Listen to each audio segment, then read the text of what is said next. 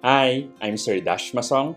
Welcome to my Licensure Exam for Teachers Review, General Education Part 17. Let's start! Gen Ed 81, Social Science, Philippine History, Pre-Colonial Period.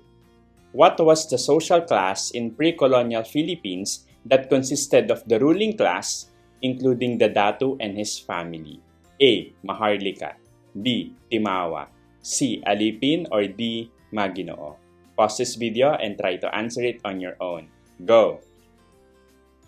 Alright, the correct answer is letter D, Maginoo. Baka may mga nalito kasi ang tingin ng iba, Maharlika yung tamang sagot.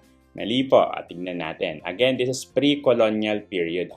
In pre-colonial Philippine society, yung Maginoo class, sila yung ruling class that included the Datu, yung chief, and his family, as well as the other nobles. They held the highest social status and wielded political power in their communities. Okay, bakit mali itong ABC? Baka may nagsagot ng Maharlika.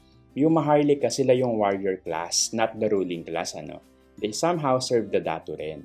Yung Timawa naman, sila yung freemen or commoners. Yung Alipin, so sila yung dependent or servile class, mga servants, ano? That's it. See you sa next session. God bless. Gen Ed 82. English, Grammar, Modifiers. Running down the street, the dog chased the cat. What is the error in this sentence? A. Subject-verb agreement error. B. Dangling modifier. C. Misplaced modifier. Or D. Parallel structure error. Pause this video and try to answer it on your own. Go! Alright, the correct answer is letter C, misplaced modifier. Tignan natin, feeling ko may mga nagsagot ng letter B.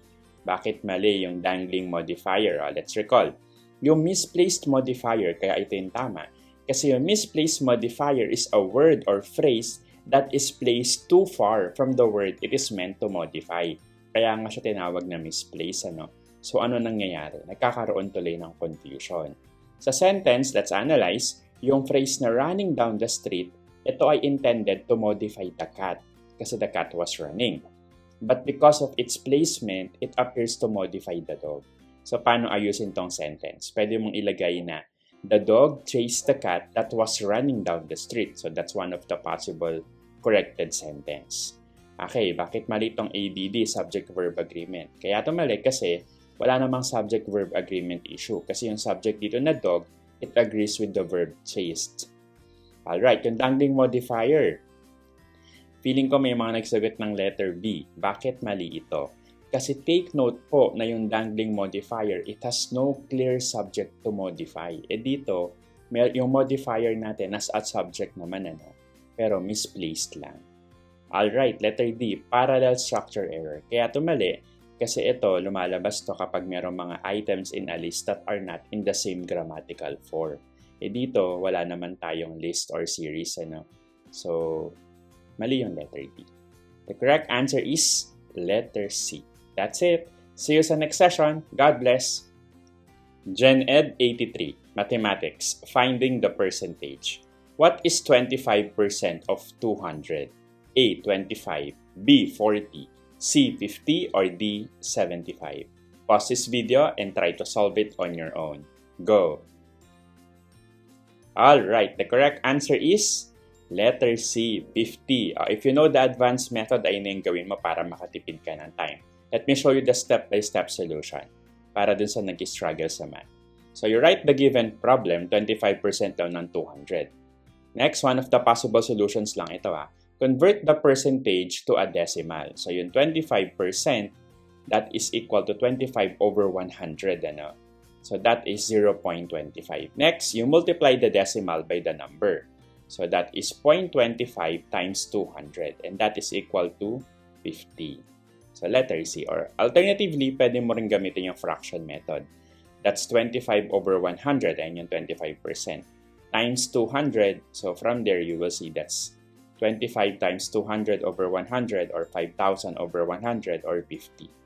Again, if you know the advanced method, ay na yung gamitin mo para makasave ka ng time. That's it. See you sa next session. God bless. Gen Ed 84, Science, Physics, Waves. What type of wave requires a medium to travel through? A. Electromagnetic wave. B. Mechanical wave. C. Radio wave. Or D. Light wave. Pause this video and try to answer it on your own. Go! Alright, the correct answer is letter B, mechanical wave. I-recall natin tong waves. Okay, may iba't ibang types ng waves. So, classification niya, yung isa in terms of medium, yung isa naman in terms of direction. So, i-discuss lang natin in terms of medium. Yung dalawang classification ng wave in terms of medium ay mechanical or electromagnetic. Okay, recall natin. Yung mechanical wave, ito yung wave na nagre-require ng medium, kagaya ng solid, liquid, or gas, to travel through. Okay? Examples include sound waves and water waves. So, nagre-require sila ng medium. Meaning to say, pag walang medium or walang daanan, hindi sila makakapag-propagate. Alright. Next, bakit mali yung electromagnetic waves? Kaya ito mali kasi yung electromagnetic waves, sila yung classification ng wave that do not require a medium. So, pwede siyang mag-travel through a vacuum. Ano-ano yung mga sample ng electromagnetic wave? I hope naalala niyo yung electromagnetic spectrum, yung radio wave, microwave, infrared radiation, visible light, ultraviolet, X-rays, and gamma rays. So, ayun yung 7. Bakit mali itong A, C, and D? As mentioned, yung electromagnetic wave, sila yung hindi nagre-require ng medium. Common error ng bata, akala niya pag electromagnetic wave, kailangan walang medium.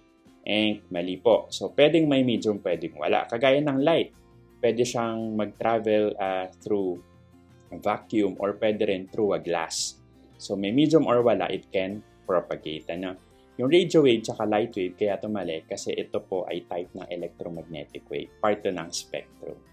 That's it. See you sa next session. God bless. Gen Ed 85, Filipino, Gramatika, Pang-ukol. Ang mga bata ay naglalaro sa ilalim, patlang, puno. Anong pang-ukol ang angkop na gamitin sa patlang? A. Nang. B. Nang. C. Sa. Or D. Kay. Pause this video and try to answer it on your own. Go!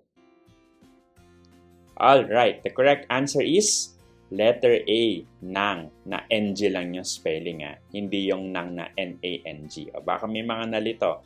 I-recall natin yung pang-ukol.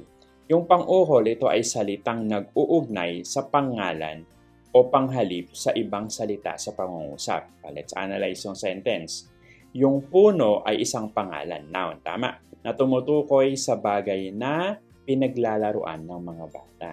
So yung wastong pang-ukol dito na gamitin bago ang salitang puno ay yung salitang nang, NG, upang ipakita ang pag-uugnay ng lokasyon, which is sa ilalim nga, sa pangalan, yung noun na puno. Katulad ng paggamit nito sa mga pariralang sa tabi ng puno, o di kaya sa likod ng bahay. Alright, bakit mali itong BCD? Baka may nagsagot ng letter B. Yung salita pong nang na N-A-N-G, ito ay ginagamit upang magsaad ng paraan o panahon. Halimbawa, tumakbo ng mabilis. Okay? So, nagsasaad siya ng paraan. Letter C, sa. Mali rin ito kasi ginagamit ito para sa lugar o direksyon. Halimbawa, sa paaralan. Okay, letter D, kay. Ito naman, ginagamit yung kay para sa tiyak na pangalan ng tao. Halimbawa, kay Maria o kay Ben. So, hindi ito para sa karaniwang pangalan tulad ng puno. That's it. See you sa next session. God bless. Hashtag, sana makatulong. If you want a free digital copy of this reviewer, pinamimigay ko po ng libre. How? Just comment on this video, free reviewer, and I will send you the link. And for more reviewers, please feel free to visit and subscribe to my social media account, Sir Dash Academy. Available sa YouTube, Facebook, and TikTok. I suggest punta ka sa YouTube. Gumawa ako ng playlist. Kinumpile ko lahat ng reviewers doon para sa licensure exam for teachers ngayong taon na to. Hanapin mo na lang. Again, sa YouTube po, may playlist doon. Also, gumawa ako ng playlist per domain. For example, we need further review sa Prof Ed or Gen Ed or specialization. Hanapin mo lang sa YouTube ng Sir Dash Academy sa playlist. That's it. See you sa next session. God bless!